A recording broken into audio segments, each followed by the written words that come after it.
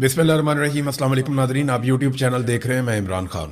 9 मई के एक और मुकदमे में यास्मीन राशिद साहिबा को, उमर चीमा साहब को और एजाज चौधरी, उनके अलावा मियां महमूद रशीद, इन तमाम लोगों को 10-10 साल की सजा मजीद सुना दी गई है। यानी आप देखें पाकिस्तान में किस तरीके से इंसाफ हो रहा है कि एक ही शख्स या एक ही खातून एक वक्त में अलग अलग मुकदमों में गिरफ्तार की जाती हैं और पाकिस्तान की रियासत उन्हें सजा देती है सिर्फ इस जिद में कि हमने इन्हें शिकस्त देनी है। यानी पाकिस्तान के इदारों का एक पॉलिटिकल पार्टी से लड़ना बनता है।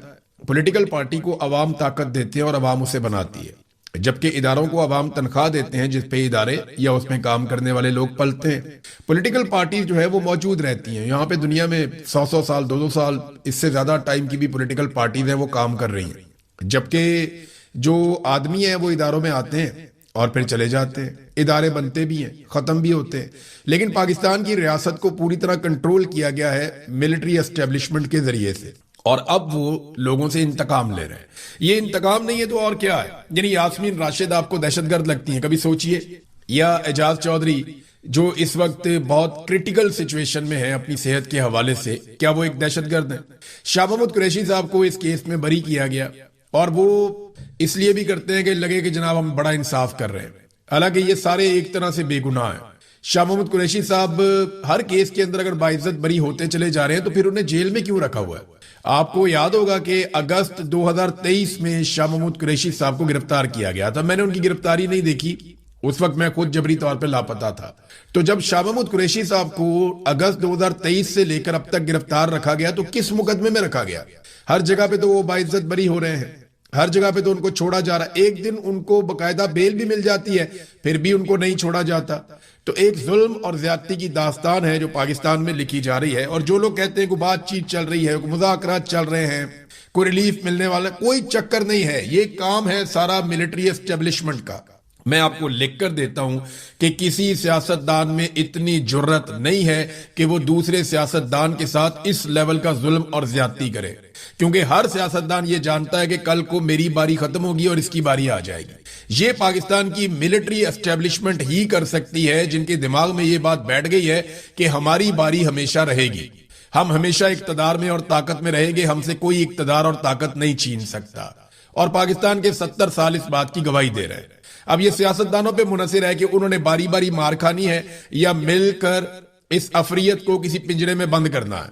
यानी मैं सियासतदानों को भी ये कहता हूं, सहाफियों को भी कहता हूं, जजेस को भी कहता हूं, वकला को भी कहता हूं, सिविल सोसाइटी को भी कहता हूं, तमाम वो लोग जो पाकिस्तान में जी शऊर हैं उन सबको मैं ये कहता हूं, चाहे वो ओवरसीज पाकिस्तानी है, कि बारी बारी सबकी बारी, ये किसी को नहीं छोड़ेंगे, ये सबको मारेंगे। जब तक पाकिस्तान की एस्टेब्लिशमेंट की कमबख्ती नहीं आएगी, जब तक पाकिस्तान की एस्टेब्लिशमेंट की बारी नहीं आएगी, तब तक हर पाकिस्तान की बारी आएगी, हर पाकिस्तानी की बारी आएगी। याद रखिएगा, या तो आप इनके खिलाफ खड़े हो या फिर आप इंतजार करें अपनी बारी का, क्योंकि बारी बारी सबकी बारी। गिलगित बल्तिस्तान में इलेक्शन चोरी हो गया ना, कश्मीर में वो कुछ हो रहा है। कश्मीर में जो भी हो रहा है, एक प्रोपेगेंडा किया जाता है, एक आधा आदमी कोई सख्त जुमला बोल देता है, ओवरसीज पाकिस्तानी या कश्मीर के अंदर कोई जज्बाती नौजवान कोई बात कर देता है, यानी जिसके घर के अंदर लाश पड़ी हुई होगी, जिसके दोस्त को या किसी अजीज को आप मार देंगे, या आप उसे जख्मी कर देंगे अस्पताल के अंदर, या आप टॉर्चर करेंगे, या आप उसी को जख्मी कर देंगे, वो आदमी मुंह से उसके फूल तो नहीं झड़ेंगे ना भाई। लोगों को गुस्सा आता है, लोग रिएक्शन देते हैं।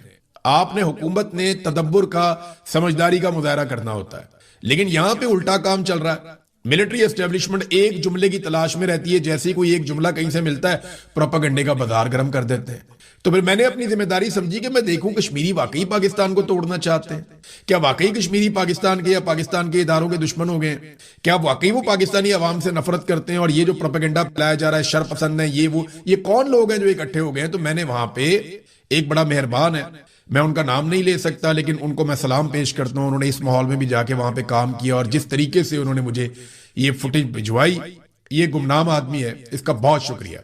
एक दिन आएगा कि मैं सबके सामने भी बताने के काबिल होऊंगा कि ये शख्स है, लेकिन मैं अभी उसकी जान को खतरे में नहीं डाल सकता। बहरहाल देखिए कि कश्मीरी जो एहतजाज कर रहे हैं इस वक्त, वो क्या कहते हैं इस प्रोपेगेंडा के बारे में। मैं आम कश्मीरियों की बात कर रहा हूं, ये सुनिए जरा। तो नादरीन, आपने आम कश्मीरियों की बात सुनी। आम आदमी की बात वैसे कौन सुनता है पाकिस्तान में? पाकिस्तान की एस्टेब्लिशमेंट का आम आदमी के बारे में रवैया इंतहाई तज़हीक आमेज है। वो बहुत बदतमीजी करते हैं, आम आदमी को ब्लडी सिविलियन वो कहते हैं और उसे समझते ही कुछ नहीं है। یعنی ہائی آکٹین جو ہے وہ امیر آدمی کا فیول ہے, اس کے اوپر لیوی پتہ کتنی کم کی ہے, 214 روپے اس کے اوپر لیوی کم کر دی ہے. یعنی اس کو کتنا بڑا ریلیف دیا ہے انہوں نے کہ جناب لیوی 214 روپے کم کر دی ہائی آکٹین کے اوپر. جہاز کا جو پیٹرول ہے وہ سستا کیا, عام آدمی کا پیٹرول مہنگا کیا. یہ پاکستان کے اندر سٹیٹ آف افیئرز ہے, گورنمنٹ اس طریقے سے چل رہی ہے. اور یہ ٹاؤٹ ہمیں سمجھاتے کیا ہیں اور بیانیہ کس طرح بناتے ہیں کہ جناب دیکھیں نا پاکستان کے اندر پیٹرول اب بھی امریکہ سے, برطانیہ سے, پتہ نہیں کون کون سے ملکوں سے سستا ہے, وہاں پہ پیٹرول زیادہ مہنگا بکتا ہے. اور بھئی وہاں پہ آپ نے افورڈیبلٹی بھی دیکھنی ہوتی ہے. ایک تو آپ نے یہ دیکھنا ہوتا ہے وہ کتنی دور سے خرید کر لے جا رہے ہیں, پھر آپ نے یہ دیکھنا ہوتا ہے کہ ان کے لوگوں کی فی کس آمدن کتنی ہے.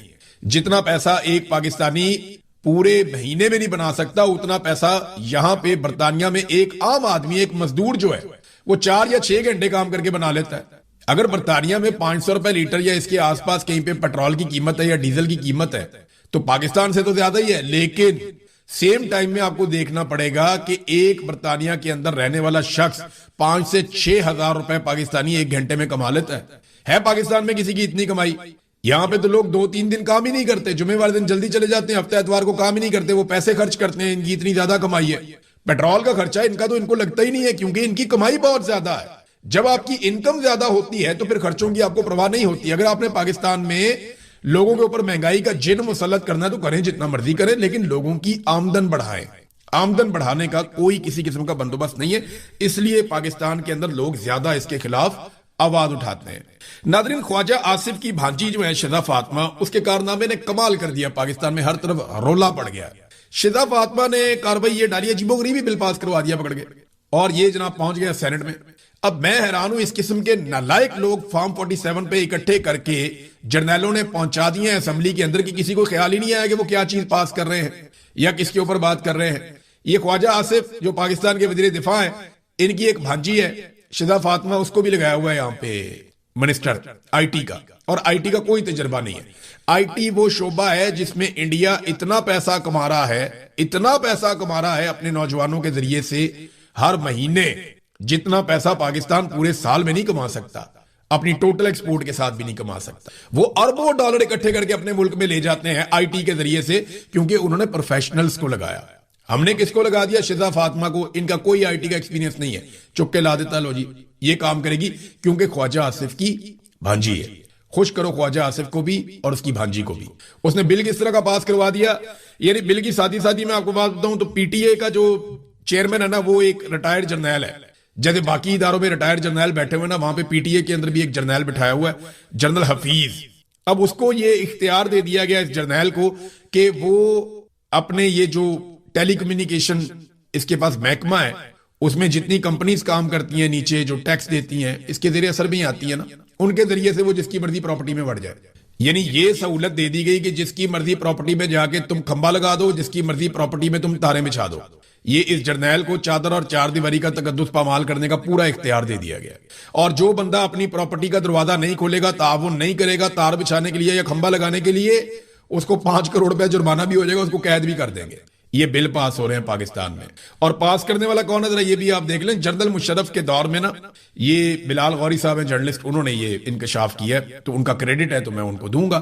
جنرل مشرف کے دور میں ایک جرنیل تھا, جنرل مشرف کا بڑا قریبی اور vice chief of army staff general Yusuf, اس کا بیٹا ہے جناب اس وقت, جس کو شہباز شریف نے براہ راست اٹھا کر لا کر وفاقی سیکٹری لگا دیا ہے, زرار ہاشم خان.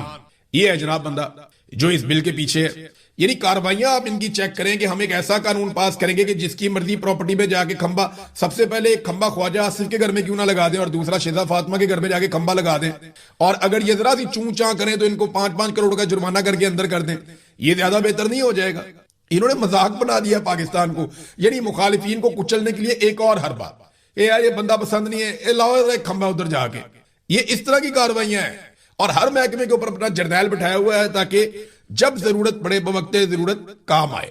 جب کہیں جناب یہ کاروائی ڈال دیں وہ ڈال دیتا ہے, جب کہیں انٹرنیٹ بند کر دو وہ بند کر دیتا ہے, جب کو موبائل بند کر دو وہ بند کر دیتا ہے, جب کو فلانی کمپنی کا بازو مروڑ دو مروڑ دیتا ہے. وہ جو اس کو کہتے ہیں نا وہ وہی کرتا ہے. تو انہوں نے جرنیل اسی لیے رکھے ہوئے ہر جگہ کے اوپر, کیونکہ ملٹری اسٹیبلشمنٹ پورے طریقے سے پاکستان پہ راج کرنا چاہتی ہے. اب پاکستان پیپلز پارٹی کو اس میں تکلیف ہو رہی ہے گلگت بلتستان میں. وجہ یہ ہے کہ پیپلز پارٹی کو لگتا ہے کہ یہ استحکام پارٹی کی طرف سے آ گئی, ایک سیٹ بھی انہوں نے نہیں جیتی اور 4 آزاد امیدوار انہوں نے ساتھ ملا لیے, 2 ان کو مخصوص مل گئی, یہ 6 سیٹوں کے ساتھ آ کر بیٹھ گئے گلگت بلتستان کی اسمبلی میں. یہ آئے کہاں سے, یہ ہیں کون, ان کا سیاسی بیک گراؤنڈ کیا ہے, انہیں کون سپورٹ کر رہا ہے؟ پیپلز پارٹی کو بڑی آگ لگی ہوئی ہے. تو میں صرف اتنا بتاؤں بلاول کو کہ جناب بلاول صاحب, یہ ہے بروٹ میجورٹی. ابھی آپ نے صرف اس کی جھلکی دیکھی ہے بروٹ میجورٹی کی.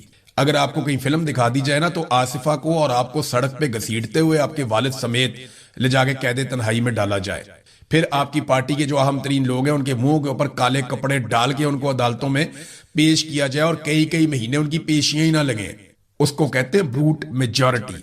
جب ایم این ایز اغوا کر لیے جاتے ہیں, سینیٹرز اغوا کر لیے جاتے ہیں, اسے کہتے ہیں بروٹ میجورٹی. جب اسمبلی کے اندر نامعلوم افراد گھس جاتے ہیں اور گھس کر قبضہ کر کے بندے اٹھا کر لے جاتے ہیں, اس کو بولتے ہیں بروٹ میجورٹی.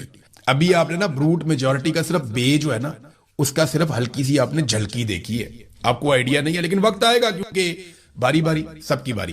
خیبر پختونخوا کی حکومت نے ناظرین بجٹ پیش کیا, بے شمار انہوں نے پمفلٹ جاری کر دیے اور ایسا لگ رہا ہے کہ انہوں نے کوئی انوکھا بجٹ پیش کیا. تو میں نے جب تھوڑا سٹڈی کیا تو موازنہ صرف پنجاب کے ساتھ کرتے ہیں کیونکہ پنجاب بہت ترقیاتی نقطہ نظر سے بہت شاندار صوبہ ہے اور بہت آگے کلیم کیا جاتا ہے کہ جناب یہاں پہ جو کام ہوتا ہے وہ کہیں نہیں ہوتا. تو صحت اور تعلیم کے اوپر بات کرتے ہیں کیونکہ یہ دونوں چیزیں ایسی ہیں جس سے کوئی ملک آگے جاتا ہے, جہاں پہ صحت کا نظام بہتر ہوتا ہے اور جہاں پہ تعلیم بہتر پرووائڈ کی جا رہی ہوتی ہے. تو دونوں صوبوں میں سے صحت کے اوپر کس کی زیادہ توجہ ہے اور تعلیم کے اوپر کس کی زیادہ توجہ ہے تو یہ آپ سن لیں. لیکن کیونکہ مریم نواز کہتی ہے کہ شعور سے کسی کا پیٹ نہیں بھرتا, حالانکہ پیٹ تو جانور کا بھی بھر جاتا ہے, اور یہ شعور ہی ہے جس نے انسان کو اشرف المخلوقات کا ٹائٹل دلوایا تھا. تو چلیں ذرا تھوڑا سا موازنہ میں آپ کے سامنے رکھتا ہوں. صحت اور تعلیم کے حوالے سے جو بجٹ ہے خیبر پختونخوا میں وہ ہے جی 803 ارب, جبکہ صحت اور تعلیم کے حوالے سے جو بجٹ ہے پنجاب میں وہ ہے 1250 ارب. آبادی کا فرق کیا گیا لوگوں کے اوپر, لوگوں کو اکسانے کی کوشش کی جا رہی ہے. اگر آپ پلس مائنس کریں تو کیا ریاست ماں والا رول پلے کر رہی ہے, تو جواب یہ ہے کہ وہ نہیں کر رہی. اور دوسرا یہ کہ D G I S P R Azad Kashmir کے معاملات میں یہ مداخلت کیسے کر سکتے ہیں. پاکستان کا یہ مقدمہ ہے کہ آزاد کشمیر ایک آزاد ملک ہے. پاکستان کا یہ مقدمہ ہے کہ وہاں کی سپریم کورٹ, وہاں کی جو چاہے وہ عدلیہ ہے, چاہے سیاسی جماعتیں ہیں, چاہے وہاں کی پارلیمان ہے, وہ سارے الگ ہیں اور پاکستان کا ان کے ساتھ کوئی تعلق ایز سچ نہیں ہے, سوائے اس کے کہ پاکستان ان کے حق خود ارادیت کو تسلیم کرتا ہے اور سپورٹ کرتا ہے. لیکن یہاں D G I S P R کہہ رہے ہیں کہ ریاست, تو ریاست تو آزاد کشمیر کی ہے نا, تو وہ آزاد کشمیر کی ریاست بات کرے گی. ان کے بہاف کے اوپر D G I S P R تو بات نہیں کر سکتے. لیکن آپ کو پتا ہے پاکستان میں جس کی طاقت ہے اس کی بھینس ہے, جس کی لاٹھی اس کی بھینس, اور طاقت کے بلبوتے کے اوپر فیصلے ہوتے ہیں تو پھر جو مرضی کری جائے, جو مرضی کہی جائے. بہرحال وہ یہ کہتے ہیں جناب ان کو ثبوت مل گئے ہیں, لیکن ابھی تک کسی ایک سورس نے بھی مجھے یہ نہیں بتایا کہ انہیں کوئی ثبوت دکھائے ہوں D G I S P R نے کہ یہ لوگ غدار ہو چکے ہیں, یا یہ لوگ بھارت کے ساتھ مل گئے ہیں, یا یہ لوگ دشمن کے ایجنڈے کے اوپر چل رہے ہیں اور دشمن سے پیسہ لے رہے ہیں. ایسا کچھ بھی ثابت نہیں کیا جا سکا. میرا نہیں خیال کہ ثابت کر سکیں گے, کیونکہ کشمیری جو مانگ رہے ہیں وہ ان کا حق ہے. اور میری اطلاع کے مطابق اس وقت بیک ڈور چینل رابطے بھی ہو رہے ہیں. جو جوائنٹ عوامی ایکشن کمیٹی کے لوگ جن کے سروں کے اوپر انعام رکھ دیے گئے وہ تو براہ راست ان مذاکرات کے اندر یا بیک ڈور چینلز رابطوں کے اندر شامل نہیں ہیں, لیکن ان کے ساتھ کچھ لوگ رابطوں میں ہیں جو علماء اکرام ہیں, اور وہ لوگ پھر رابطے کر رہے ہیں حکومت کے ساتھ, اور کوشش کی جا رہی ہے کہ آزاد کشمیر کے معاملات کو افہام و تفہیم سے حل کیا جا سکے. باقی معاملات تو حل ہو جاتے ہیں, لیکن 12 مہاجر نشستوں کا معاملہ بار بار آ کر پھنس جاتا ہے. اب یہاں پہ جو ایک مطالبہ کیا جا رہا ہے وہ یہ کہ آپ 12 نشستیں رکھنا چاہتے ہیں آپ رکھیں, لیکن آپ انہیں حکومت بنانے اور گرانے کا اختیار نہ دیں. یعنی جب آزاد کشمیر کا وزیر اعظم چنا جائے تو یہ 12 نشستوں کا کوئی رول نہیں ہونا چاہیے, اور جب مخصوص نشستیں بانٹی جائیں تو ان میں بھی ان 12 نشستوں کا کوئی رول نہیں ہونا چاہیے, اور جب کوئی حکومت آزاد کشمیر میں گرائی جائے تو اس وقت بھی ان 12 نشستوں کا کوئی رول نہیں ہونا چاہیے. باقی آپ انہیں رکھنا چاہتے ہیں آپ انہیں رکھیں, آپ ان سے آواز اٹھانا چاہتے ہیں آواز اٹھائیں, سمبولک ان کو حیثیت دینا چاہتے ہیں, ان سے زور لگوانا چاہتے ہیں, آپ سارا کچھ کریں, عالمی سطح پہ ان کے دورے کروائیں, جو مرضی کریں, لیکن آپ آزاد کشمیر کی حکومت کو بنانے میں, اس کو گرانے میں, اس کے معاملات کو چلانے میں آپ ان کو شامل نہ کریں. تو یہ ان کی جانب سے ایک مطالبہ ہے. بھارت مذاکرات ہو رہے ہیں, دیکھیں اس کا نتیجہ کیا نکلتا ہے. 28ویں آئینی ترمیم پہ اسٹیبلشمنٹ کو یہ لگتا ہے کہ پی ایم ایل این اور پیپلز پارٹی مل کر کھیل رہے ہیں, اور وہ 28ویں آئینی ترمیم اب شاید نہیں ہونے دیں گے. لیکن پیپلز پارٹی کو جس طریقے سے اور نون لیگ کو بلیک میل کر دیا گیا گلگت بلتستان میں، اسٹیبلشمنٹ نے 4 آزاد امیدوار اٹھا کے آئی پی پیز کی جھولی میں ڈال دیے۔ آئی پی پی ایک پولیٹیکل پارٹی بھی ہے نا، ایک تو وہ آئی پی پی ہے جنہوں نے پاکستان کا بیڑا غرق کر دیا نا، تو ایک استحکام پاکستان پارٹی بھی ہے آئی پی پی۔ یہ آئی پی پی جو ہے اسٹیبلشمنٹ کو بہت پیارے ہیں، چاہے وہ آئی پی پی عوام کی جیبوں پہ ڈاکہ ڈالنے والے آئی پی پیز ہوں جنہیں اسٹیبلشمنٹ نے اور سیاسی جماعتوں نے مل کر لگایا، اور ان کے ذریعے سے قوم سے اتنا پیسہ چھینا جاتا ہے کہ جو شخص بھی 1 یونٹ بجلی استعمال کرتا ہے وفاقی وزیر پانی اور بجلی کے مطابق، وہ 4 یونٹ بجلی کے پیسے دیتا ہے۔ مجھے پہلے لگتا تھا کہ یہ 1 اور 3 کا ریشو ہے، کہ اگر آپ 1 یونٹ بجلی استعمال کرتے ہیں تو آپ 3 یونٹ بجلی کا پیسہ دیتے ہیں، نہیں، لیکن پانی اور بجلی کے وفاقی وزیر نے کہا نہیں، آپ اگر 25 روپے کی بجلی استعمال کرتے ہیں تو آپ 100 روپیہ بل دیتے ہیں، یعنی جو 75 روپے ہیں وہ آپ آئی پی پیز کی جیب میں ڈالتے ہیں جس کی انہوں نے بجلی نہیں بنائی ہوئی ہوتی۔ تو یہ آئی پی پیز اسٹیبلشمنٹ کو بہت پسند ہے، اسی لیے انہوں نے ایک پولیٹیکل پارٹی کا نام بھی آئی پی پی رکھ دیا، استحکام پاکستان پارٹی۔ یہ پارٹی گلگت بلتستان میں ایک بھی سیٹ نہیں جیتی، لیکن اس پارٹی کو 4 آزاد امیدوار تحفے میں دے دیے گئے۔ وجہ یہ ہے کہ 4 آزاد امیدوار ملنے کے بعد نا سچویشن بڑی مزیدار بن گئی۔ ابھی کچھ نشستیں ہیں 2-3 جن کے اوپر کنفیوژن ہے، وہ فیصلہ آ جائے گا۔ اس میں 9 سیٹیں بتائی جا رہی ہیں پیپلز پارٹی کی، 8 پی ایم ایل این کو دی گئی ہیں۔ اب 4 یہ جو ہیں اگر آئی پی پیز کو مل گئی تو آئی پی پی ان دونوں میں سے جس کے ساتھ جائے گی وہ حکومت بنا لے گا۔ کیسا زبردست کام ہو گیا! آئی پی پی ان دونوں میں سے جس کے ساتھ جائے گی وہ حکومت بنا لے گا، اور آئی پی پی کس کی جماعت ہے آپ جانتے ہیں، اسٹیبلشمنٹ کی جماعت ہے۔ تو اسٹیبلشمنٹ نے سارا کا سارا کھیل اپنے ہاتھ میں رکھ لیا ہے۔ اب فیصل واڈا جو ہے وہ لانچ ہو جاتے ہیں جیسے یہ پتا چلتا ہے کہ 28ویں آئینی ترمیم میں کوئی گیم ہو رہی ہے، اور ترمیم کے اوپر کام تو تقریباً ہو چکا ہے، اب تو ترمیم صرف پاس کروانی ہے۔ تو فیصل واڈا آتے ہیں سیاستدانوں کو اور سیاسی جماعتوں کو ان کی اوقات یاد دلانے کے لیے۔ وہ آئے، آ کر انہوں نے پہلے تو یہ بتایا کہ جناب پاکستان میں حکمران بننے کے لیے، کیونکہ موجودہ اسٹیبلشمنٹ کے اعلی کار ہیں فیصل واڈا، اور اس وقت وہ ان کا قیمتی سامان اٹھا کر پیچھے پیچھے چلتے ہیں جرنیلوں کے، تو فیصل واڈا بہتر جانتے ہیں کہ کون سی ایسی خصوصیات ہیں جو کسی شخص میں ہوں تو وہ حکمران بن سکتا ہے۔ فیصل واڈا نے بتایا کہ اسٹیبلشمنٹ کو کس طرح کے لوگ پسند ہیں، اور انہوں نے کہا حکومت میں آنے کے لیے آپ کو نکما، اشتہاری، مفرور، بیمار، قاتل اور زانی ہونا چاہیے۔ یہ فیصل واڈا صاحب نے فرمایا کہ یہ والی خصوصیات اگر آپ کے اندر ہیں تو آپ حکومت میں آ سکتے ہیں، یعنی اسٹیبلشمنٹ کو اس قسم کے لوگ پسند ہیں، ان کو وہ حکومت میں لے کر آتے ہیں۔ یہ اسٹیبلشمنٹ کا فارمولا انہوں نے بتا دیا ہے۔ دیکھیں، سیاستدانوں کو گندا کرنے کا سلسلہ ہمیشہ سے جاری ہے۔ یہ جرنیل آف دی ریکارڈ ملاقاتیں کرتے ہیں صحافیوں کے ساتھ تو ایک ہی بات کرتے ہیں، سیاستدان بہت گندے ہیں، سیاستدانوں نے کرپشن کی ہے، سیاستدان 2 نمبری کرتے ہیں، سیاستدان ملک کو کھا رہے ہیں، سیاستدان ملک کو تباہ کر رہے ہیں۔ فوجی بہت اچھے ہیں، فوج نے بڑا کمال کام کیا ہے، فوج ملک کو نہیں کھا رہی ہے، فوج ملک کے لیے دن رات سوچتی ہے، دن رات کوشش کرتی ہے، ہم تو قربانیاں دیتے ہیں۔ تو ہمیشہ جو پاکستان کی ملٹری اسٹیبلشمنٹ ہے وہ یہ مائنڈ سیٹ بناتی ہے پاکستان میں کہ سیاستدان بہت گندے ہیں، لیکن یاد رکھیے گا پاکستان ایک سیاستدان نے بنایا تھا، پاکستان کو آئین ایک سیاستدان نے دیا تھا۔ پاکستان نے آج تک جتنی ترقی کی اس میں زیادہ حصہ سیاستدانوں کا ہے۔ پاکستان کا دماغ سیاستدان ہے، ملٹری اسٹیبلشمنٹ نہیں ہے۔ ملٹری اسٹیبلشمنٹ جب آتی ہے وقتی طور پہ پاکستان کو چھوٹا موٹا کوئی فائدہ ہو بھی جائے تو لانگ رن میں پاکستان کو نقصان ہوتا ہے۔ ایوب خان نے جس طرح کی سیاست کی طرح ڈالی، اس نے پاکستان کی سیاست کو تباہ کر دیا، بعد میں پاکستان 2 ٹکڑے ہو گیا۔ یحییٰ خان نے پاکستان کو 2 ٹکڑے کرنے میں آخری ہتھوڑا چلایا۔ ضیاء الحق آیا اور اس نے وقتی طور پہ فائدہ اٹھایا، امریکہ سے تعلقات، دنیا بھر اس کو آنکھوں کا تارا بنا کر پھرتی تھی۔ ضیاء الحق یہاں پہ ڈکٹیٹر تھا، اس نے افغانستان کے اندر ایک جہاد کروایا، اور ضیاء الحق تو چلا گیا لیکن پیچھے کیا چھوڑ گیا؟ منشیات اور کلاشنکوف، اور پاکستان میں کتنا خون بہ گیا۔ دہشت گردی ضیاء الحق نے انٹروڈیوس کروائی تھی پاکستان کے اندر۔ پھر پرویز مشرف آتا ہے، وہ امریکہ کے آگے لیٹ جاتا ہے، امریکہ کی آنکھوں کا تارا بن جاتا ہے۔